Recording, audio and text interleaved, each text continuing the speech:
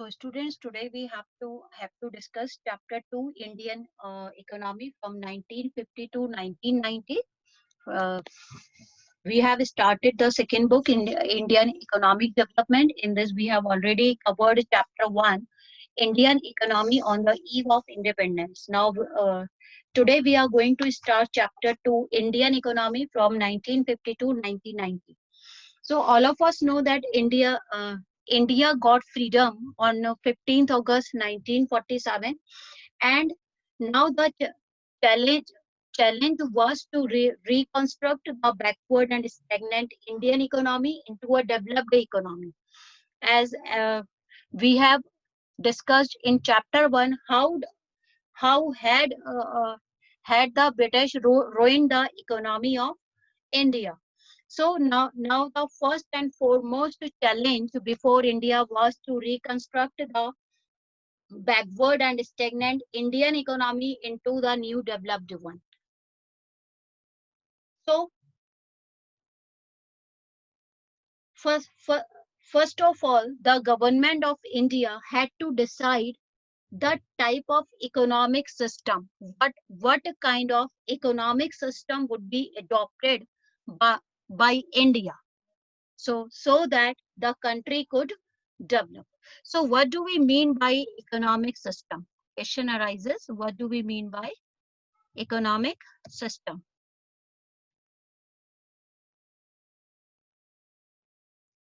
What is the economic system? Economic system refers to an arrangement by which central problems of an economy are solved, we could say. So economic system, a system to solve the problems of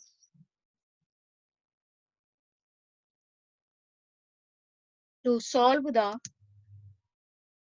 we could say central problems. We discussed all these in economics in standard 11th also. What are the central problems of the country? Central problems mainly of an economy or country, we could say.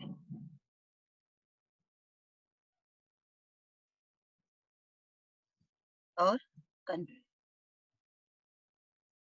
What are the central problems? So we all of us are very much aware of the central problems of an economy. The central problems are central problems deal with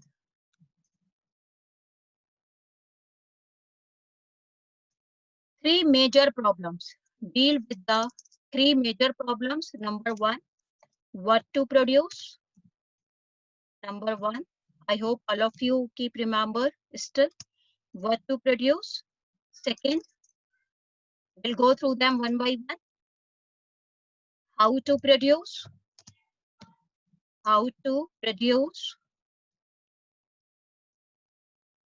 And third, for whom to produce.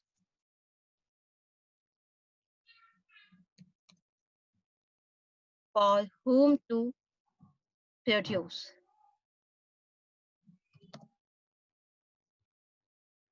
These have always been the three major problems for any country or we could say for any economy.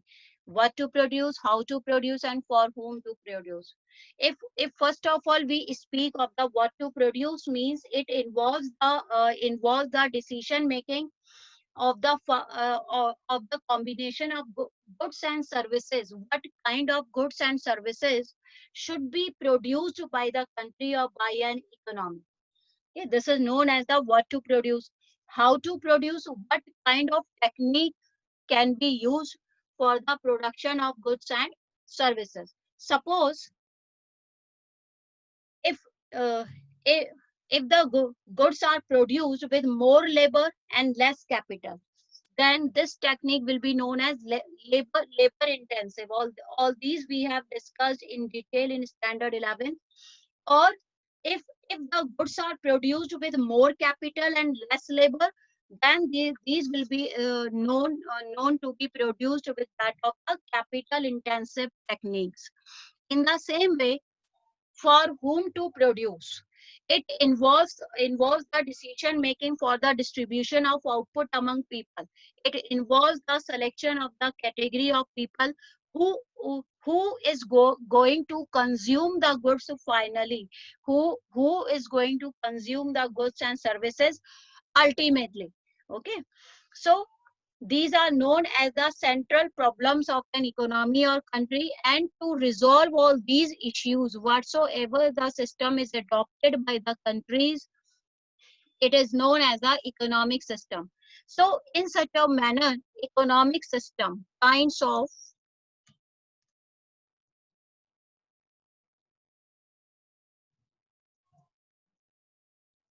on the basis of all these issues, the economic system can be categorized into the three kinds. Number one, first system is known as the capitalist system. Capitalist system. Second is known as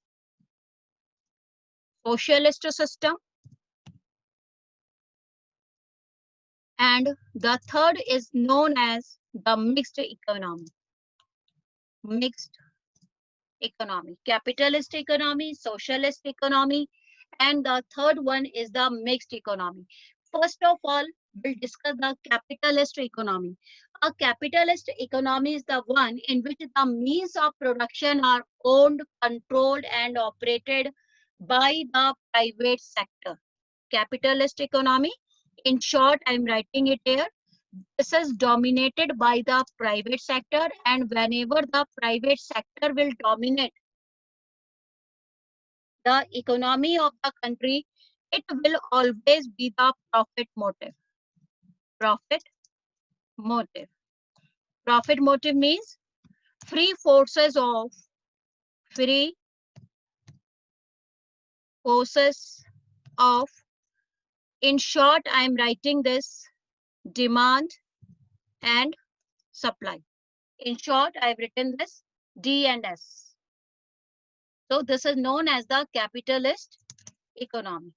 In a capitalist economy, private sector or becomes dominating, and whenever the private sector dominates the economy, it always works on the profit motive only. Profit motive means it works out on the free forces of demand and supply, and demand and supply concepts we have discussed in standard 11. In microeconomics in detail we have discussed. This was the separate unit over there. Now we come, sorry, in the capitalist economy, if if the government has to find out the solution to the problem what to produce, so here the government will always find out that it will produce only those goods which can be sold profitably either in the domestic or in the foreign market. How to produce goods? Goods are produced always using the cheaper techniques of production. In case of cheap labor, labor intensive methods of production are used. And in case of costly labor, capital intensive methods of production are used in the capitalist economy. So like this, the government of the country will resolve the issues for how to produce. Third, for whom to produce. In a capitalist society, goods produced are distributed among people not on the basis of their needs, but on the basis of their income or their purchasing power capacity. In economics, which is called as the purchasing power parity of the people. This means that a sick person will be able to get medicine only when he can afford to buy it. Otherwise, not. Even if there is an urgency. So the capitalist economy works on all these motives. If the consumers can afford, then they can purchase the goods and services. Otherwise, they cannot. Got it? So This is the mechanism of capitalist economy. Next, we come on the socialist economy. So, a socialist economy is the one in which the means of production are owned, controlled, and operated by the government, or we could say public sector. Here, in short, I am writing government. Government plays an important role in the socialist economy, and whenever the government plays an important role, it is dominated by the welfare motive, social welfare. Here we could write social welfare. It is dominated by the motive of social welfare. So under socialist economy, how does the government resolve all these issues? Number one, what to produce. In a socialist society, the government decides what to produce in accordance with the needs of the society. If the social welfare dominates, then always the needs of society are the prime concern of the government of the economy. Getting the point? How to produce? The government decides how the goods are to be produced, either by the labor intensive or by the capital intensive. It it depends on the decisions of the government only. For whom to produce? Distribution under socialism is supposed to be based on what people need and not on what they can afford to purchase. In the capitalist economy, we had come to know that it works on the mechanism what the people can afford, not the need. But the socialist economy works out on the mechanism what do the people need, what are the needs of the people, not the affordability of the people. A socialist nation provides free health care to the citizens whosoever needs it. So this is known as the socialist economy. Third, we come on the mixed economy. Mixed economic system is a system in which the public sector and private sector are allotted their respective roles for solving the central problems of the economy, or we could say public government, or we could write, in short, I'm writing this GOVT, government and private sector go hand in hand, hand in hand. Both of them are assigned the responsibilities to solve the central problems of the economy. Okay. The private sector provides whatsoever goods and services it can produce well, and the government provides essential goods and services which the market fails to do. In the mixed economy, whatsoever can be afforded by the private sector affords that for the people, and the government is responsible for the essential goods and services in the economy. So this is known as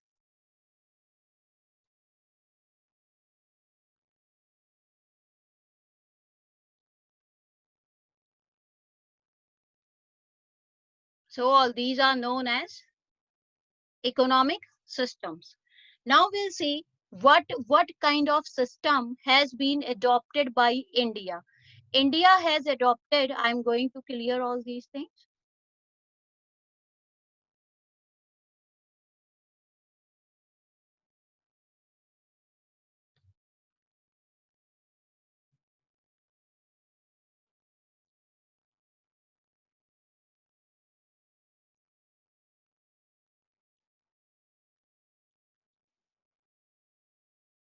So next we come on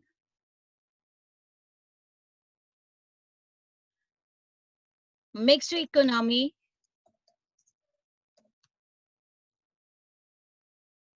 in India.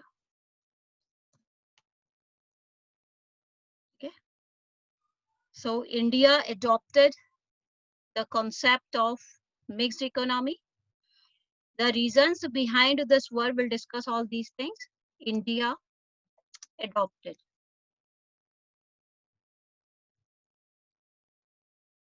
What were the reasons behind that India adopted the mixed economy only? What happened at the time of independence of India? The world had been divided into the two power blocks. One block was dominated by the capitalist economy, and another block was dominated by the socialist economy.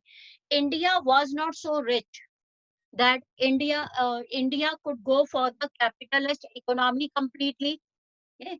And India had to develop the different resources and to improve the quality of life.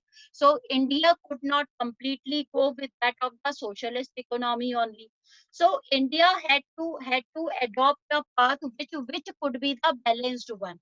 So India adopted the mixed economy, and capitalist system did not appeal to Jawaharlal Nehru, as under the system there would be less chances for improvement in quality of life of majority of people. Okay. And so some leaders were in favor of socialist economy, but in a democratic country like India, complete dilution of private ownership was not possible, as this was possible in the case of the Soviet Union earlier. So India adopted the mixed economy with best features of both socialist and capitalist economy. India adopted the best features from both of socialist and capitalist.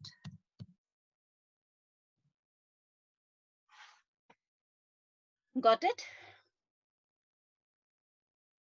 In this view, India would be a socialist society with a strong public sector, but also with private property and democracy as well. So this was the planning of India. So now next we come on economic planning.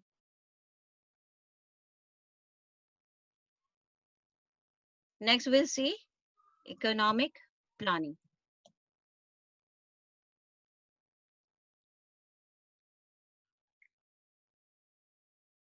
After adopting the mixed economic system, the next important step for the government was to revive the poor, backward, and stagnant economy, which had been inherited by the British people, which we inherited from the British in India. Number one, for the development of Indian economy, it was necessary for the government to plan for the economy, known as the economic planning. So what do we mean by economic planning? Economic planning is defined as making major economic decisions, what, how, and for whom to produce, by the decisions of the determinate authority, on the basis of comprehensive survey of economy as a whole. This is known as the economic planning. So economic planning means, refers to major decision making, to major decision making, how to resolve, or how to solve central problems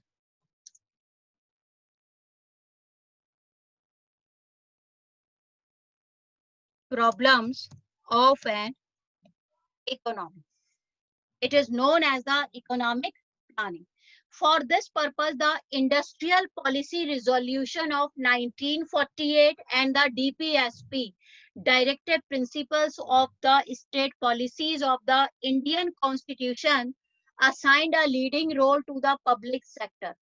Private sector was also encouraged to be part of the plan efforts. So for all these purposes, what happened?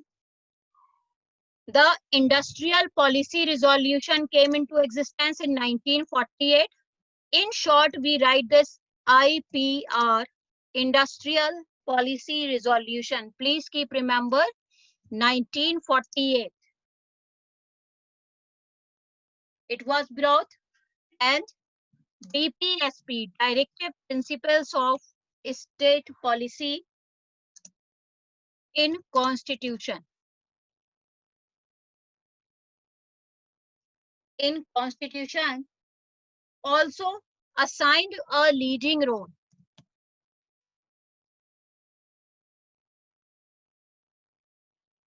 Assigned a leading role to the public sector,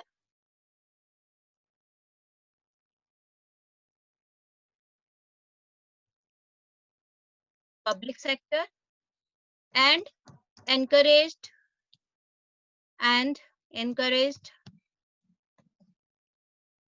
to private sector also.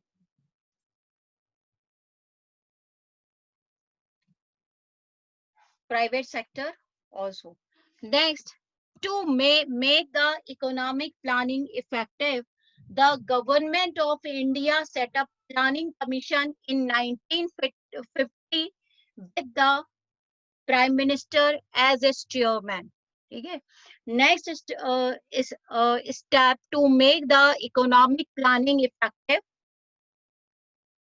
Planning Commission was set up. In short, I'm writing Planning Commission was set up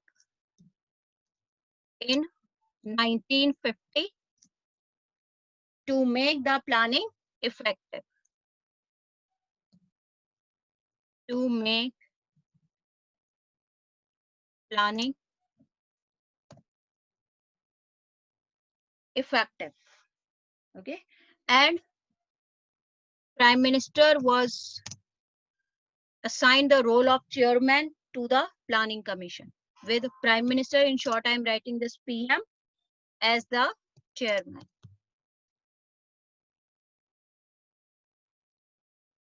Now, this Planning Commission is known as Niti Aayog from 2014. It is known as Niti Aayog, and its functioning has also been changed now. So Planning Commission also came into existence. Now, what was the purpose of this Planning Commission? The purpose of the Planning Commission was to carefully assess the human and physical resources of the country and to prepare the plans for the effective use of resources. So like this, the Planning Commission fixed the planning period at 5 years, which began the era of 5-year plans. So we could say purpose of the Planning Commission. Purpose was to assess resources of the country,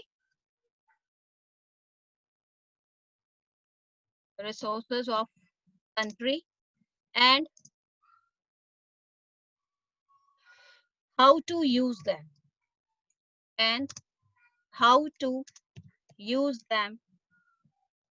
effectively. This was the purpose of the Planning Commission, and Planning Commission brought the concept of 5-year plans. 5-year plans in India. Got it? So we could say, what do we mean by plan? Plan is a document showing detailed scheme, program, and strategy worked out in advance for fulfilling the objective of the economy. Reasons for making plan. Planning is done to achieve some predetermined goals within a specified time period. It involves detailed analysis of the problems at hand and making decisions to solve them. Duration of each plan. In India, plans are made for duration of 5 years, and these are known as 5-year plans. Though we borrowed the idea of 5-year plans from the former Soviet Union, from the former USSR. Our plan documents not only specify the objectives to be attained in the 5 years of a plan, but also what is to be achieved over a period of 20 years. This long-term plan is called the perspective plan.